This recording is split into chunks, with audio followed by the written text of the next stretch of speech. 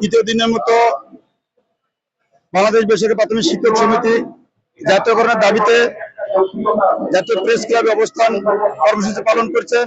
আপনারা জানেন 9 জানুয়ারি 2013 সনে একটি ঐতিহাসিক ঘোষণা ছিল, আজ থেকে বাংলাদেশে আর কোনো বেসরকারি প্রাথমিক বিদ্যালয় থাকবে না।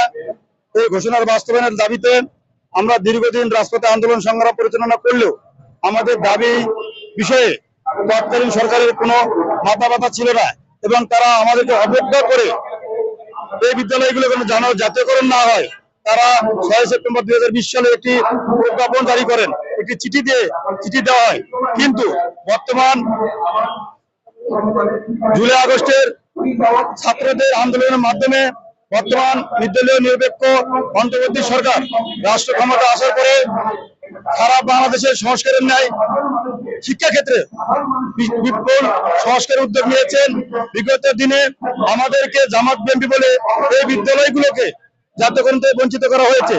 এই ধারাবাহিকতায় আমরা যখন বর্তমান সরকারকে বুঝাতে সক্ষম হই যে বিগত দিনে আমাদেরকে জামাত বিএনপি আখ্যায় দিয়ে এই বিদ্যালয়গুলোকে জাতীয়করণ থেকে বাদ দেওয়া হয়েছে, আমরা আন্দোলন পরিচালনা করলে মাননীয় প্রধান উপদেষ্টার কার্যালয় থেকে 3 ফেব্রুয়ারি 2025 সাল এই বেসরকারি প্রাথমিক বিদ্যালয়গুলো জাতীয়করণ চিঠি হয়।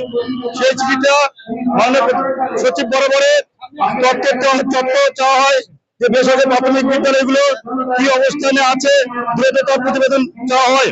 সেই লক্ষ্যে প্রাথমিক ও গণশিক্ষা মন্ত্রণালয়ের সচিব মহোদয় তাল বাহানা করলে আমরা আবারও মাননীয় প্রধান উপদেষ্টার সমাপন্ন হলে মাননীয় প্রধান উপদেষ্টার একান্ত সচিব মহোদয় সাব্বির স্যার আমাদেরকে বলে প্রয়োজন আমরা আবারও চিঠি ব্যবস্থা করে দেবো।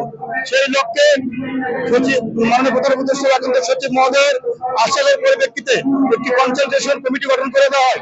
তারা নিরপেক্ষ দৃষ্টিতে সারা বাংলাদেশে আমাদের এই বেসরকারি প্রাথমিক বিদ্যালয়গুলোকে NSIDZF এর মাধ্যমে গোয়েন্দা সংস্থার মাধ্যমে বিদ্যালয়গুলো চলমান আছে কিনা এটা খোঁজ খবর নিয়ে তারা এই কমিটি কাছে জমা দেয়। কমিটি সেখানে 28 ফেব্রুয়ারি 2025 সালে এই অনধিক 5000 বেসরকারি প্রাথমিক বিদ্যালয় জাতীয়করণের ঘোষণা দেয়, জাতীয়করণের সুপারিশ করে বর্তমানে মাননীয় প্রধান উপদেষ্টা বরাবর প্রেরণ করেন। এবং আজকে আমাদের কনসালটেশন কমিটির যে যুগ্ম আহ্বায়ক ছিলেন তার সাথে আমরা সৌজন্য সাক্ষাৎ করেছি। তিনি আমাদেরকে বলেছেন সরকারের পক্ষ থেকে আমাদেরকে একটা কমিটি গঠন করে দেওয়া হয়েছিল, আমরা আমাদের কমিটির পক্ষ থেকে প্রতিবেদন দাখিল করেছি। এখন প্রতিবেদনে আপনাদের বিষয়টা কত অধ্যায় আছে কি অধ্যায় আছে আপনারা দেখে জেনে নেবেন।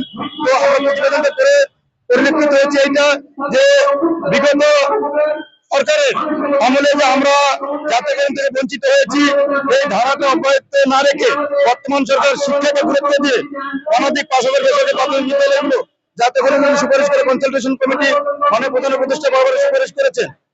আমাদের বিশ্বাস এই কনসালটেশন কমিটির এই অনধিক 5000 বেসরকারি প্রাথমিক বিদ্যালয় জাতীয়করণের ঘোষণা সুপারিশ করেছেন, এটা যত দ্রুত বাস্তবায়ন করা হবে তত দ্রুত আমরা এই শিক্ষকরা পাঠদানে ফিরে যাব। যতক্ষণ পর্যন্ত আমাদের এই চিঠির বাস্তবায়ন না হবে ততক্ষণ পর্যন্ত আমাদের আন্দোলন অব্যাহত থাকবে ইনশাআল্লাহ।